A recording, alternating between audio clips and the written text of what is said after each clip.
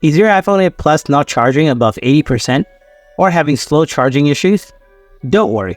In this video, I'm going to show you how to fix slow charging issues on your iPhone. So without wasting any more time, let's get started. Before doing anything, turn on and off the airplane mode. Then restart your device. Sometimes a simple restart can fix minor software bugs. Try a different cable and charging adapter. Sometimes the issue might be with your charging cable or adapter. Avoid extreme temperatures while charging. Don't use your iPhone while it's charging, as it can generate heat and affect charging speed. After that, follow the advanced troubleshooting guide. Solution 1. Clean the charging port. Dust, dirt, or debris in the charging port can hinder a good connection. Use a toothpick or compressed air to gently clean the port, being careful not to damage the pins inside. Solution 2.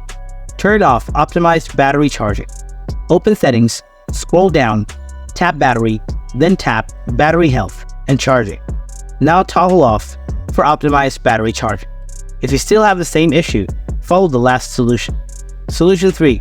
Check your software update. Before moving on, make sure that your Wi-Fi or internet connection is on.